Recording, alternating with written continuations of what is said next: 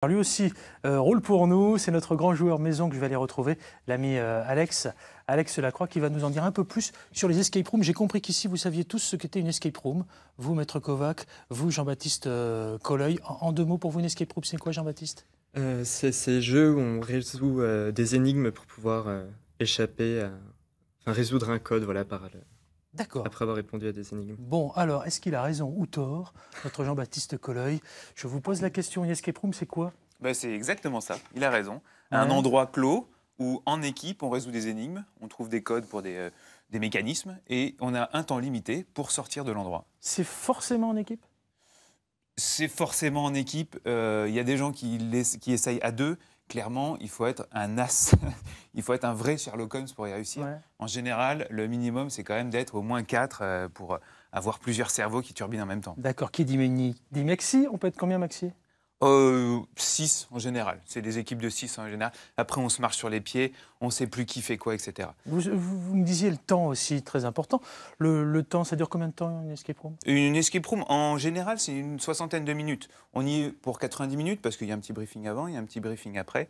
Donc voilà, on est en général sur 90 minutes, 60 minutes de jeu. On a 60 minutes pour sortir de la pièce. Alors on en voit tout plein, là, j'espère, à l'image, parce qu'il y a pas mal de choses à voir. Peut-être un petit peu d'histoire sur ces escape rooms, c'est quoi? Ouais, alors c'est pas très vieux, l'escape room, d'ailleurs. Ça vient du jeu vidéo. À l'origine, Crimson Room, qui était un jeu vidéo japonais qui est sorti en 2004. En 2006, on a commencé à voir quelques escapes au Japon, en Chine, un peu en Europe, un peu aux États-Unis. En 2010, il y a eu un vrai boom avec 2 entreprises, une hongroise qui s'est exportée en Europe, une japonaise qui s'est exportée aux États-Unis. Et puis depuis, ça a bien pris. Et il y a eu une révolution, c'est un vrai phénomène de société depuis 3-4 ans. Il y en a partout, il y en a 600 en France, dont une centaine en région parisienne. Ça fait quand même 500 en région, donc ça veut dire qu'il y a une vraie dynamique régionale. Ça s'implante partout dans les régions. En Bourgogne-Franche-Comté, il y en a 19. Ah oui, c'est pas mal. Ouais, c'est vraiment pas mal. Alors, il y en a plusieurs à Dijon.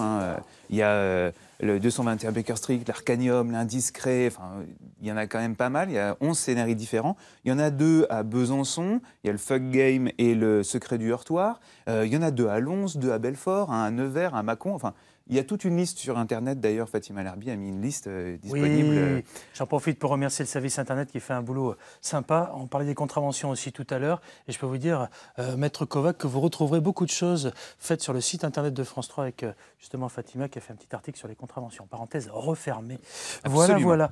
Pourquoi on joue On joue pourquoi? Parce qu'en fait, c'est une expérience qui est globalement unique. Ça n'a rien à voir avec un jeu de société, ça n'a rien à voir avec un jeu de rôle. C'est un espace clos où on est mis en pression et du coup, très naturellement, on va faire ressortir notre esprit d'équipe et les rôles, nos points forts. C'est-à-dire que très vite, il va y avoir ceux qui vont fouiller, ceux qui vont réfléchir, ceux qui vont avoir un regard un peu extérieur. plus... Voilà, qui vont mettre en relation les choses. Et puis ça va tourner au bout d'un moment, quand ça va caler, on va changer les esprits, on va mettre un regard nouveau. Et du coup, on ressort de là avec... une vraie connaissance de soi-même. On s'est mis à l'épreuve. Et puis ça ressout des équipes. On devrait faire ça dans les entreprises pour les équipes de management. Oui, Bonne idée, ça. Non, mais figurez-vous que ça marche énormément dans le management. Il y a beaucoup d'escapes qui reçoivent des groupes de cadres ou des choses comme ça pour justement resserrer l'esprit d'équipe. Bon, et on peut quand même pas jouer à partir de 6 ans. On joue à partir de quel âge? Non. En général, les escapes, ils conseillent plutôt 11 ans. Moi, je suis même sur les 12-13 ans parce que très clairement, on est enfermé dans une pièce, on commence à stresser, le temps passe, etc. Un gamin, ça va le stresser littéralement, ça va gâcher l'expérience de jeu. Je trouve ça dommage, d'autant plus que c'est quand même pas donné. Donc, c'est vrai qu'autant y aller une fois qu'on est un peu ado, quoi. Il ne s'est pas donné. Combien ça coûte un escape room? Alors, ça coûte aux alentours des 20-30 euros par personne. Pour une équipe de 3 à 6 joueurs, donc pour 60 minutes de jeu. C'est pas donné. Après, il faut mettre ça en relation avec l'expérience, qui est vraiment unique et qui a quelque chose, presque de la psychologie. Il y a un travail psychologique aussi sur soi-même. Donc voilà, c'est une certaine somme, mais ça se prépare comme une sortie. On crée son équipe, on se prépare, on se dit « Ah ouais, on va faire 7 escapes dans un mois, machin. » Alors, vous me disiez tout à l'heure, il y a 19 escape rooms en Bourgogne-Franche-Comté. On ne va pas donner les 19, ce serait totalement idiot. Vous allez faire un tour sur le net, etc. De bons plans en Bourgogne et en Franche-Comté, peut-être? Ah bah franchement, je sais pas. Moi, j'ai pas fait en Franche-Comté, j'en ai pas fait. À Dijon, j'ai beaucoup aimé le 221 Baker Street, qui sont le plus ancien, mais aussi un très très beau niveau. Peut-être que Jean-Baptiste à Besançon, vous avez fait. Non, Le pas du secret tout. du heurtoir. On m'a parlé du secret du heurtoir. Apparemment, il est s'agit très bien rien. noté. Vous trouverez aussi sur Internet, dans les listes, il y a des notes, il y a des gens qui donnent leurs avis. Donc ça permet aussi. Et puis, il ne faut pas hésiter à appeler pour dire, voilà, moi, j'en ai jamais fait. Est-ce que vous me conseillez de la faire ou est-ce que... Mhm. Rarement de... Et puis, on peut aussi s'entraîner à la maison. Il y a plein de jeux, encore une fois, qu'on Oui, voit oui, ici oui. à l'image. Là. Qu'est-ce que c'est que ces jeux-là? Mais en fait, c'est tellement un effet de mode que les éditeurs, que ce soit jeux vidéo ou livres, se sont littéralement engouffrés dans la brèche. Mhm. Et donc, il y a effectivement des escape games, des escape books comme celui-ci, qui vont, pour certains d'entre nous, rappeler en fait les livres dont vous êtes le héros. Je ne sais pas si vous avez connu ça, Pascal. Moi, je suis né bien avant vous. Ah Je oui, suis canonique, moi. L'imprimerie n'était pas encore inventée. Donc voilà, ça ressemble un peu au livre dont vous êtes le héros. Donc vous lisez des chapitres en fonction de l'avancée de votre histoire et de vos choix. On va les laisser comme ça à l'image. On en reparlera peut-être d'ici la fin de cette émission, parce que moi, j'ai envie de vous emmener dans une escape room insolite. Vous avez déjà testé quelque chose d'insolite en escape room? Non, j'ai fait du plutôt classique. Ok, du classique pour vous. Fabien, Jean-Baptiste? Non? Alors, on va faire du insolite. Je vous propose de tester le premier jeu d'évasion souterrain au monde. Nous y sommes allés, c'est dans le Grand Est, du côté de Strasbourg. Regardez.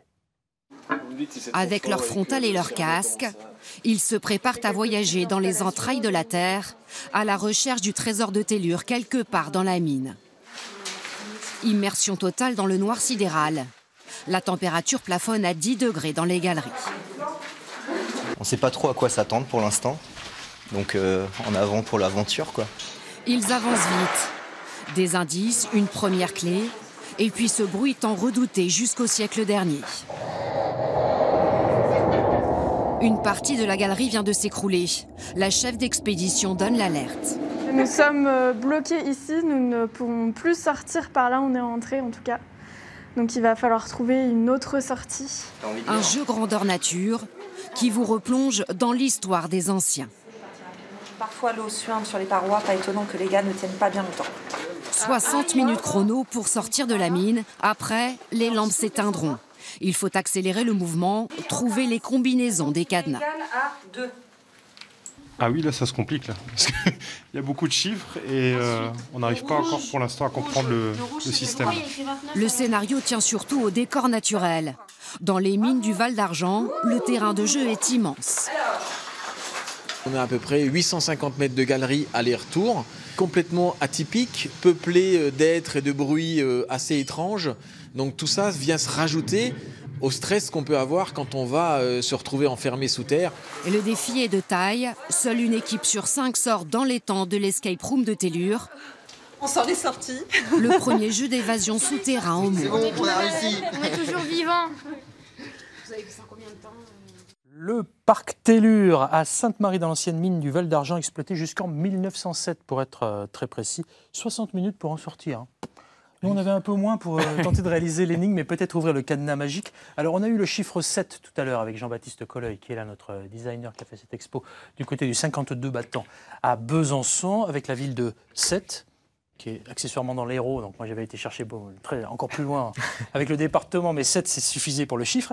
Maître Fabien Kovac, vous aviez quoi sur votre petite énigme devant vous? Alors moi, j'espère qu'on va pouvoir ressortir du studio hein, en trouvant le bon nombre. Eh ben, j'ai reconstitué, grâce au puzzle, une phrase, c'est « trouve la racine carrée » et je vois un chiffre 64 en couleur, donc j'imagine que le chiffre est 8. 8, ok. Absolument. Attends, on 7, a le 8. On a le 7. Et donc votre énigme, Pascal, hein, il s'agissait de...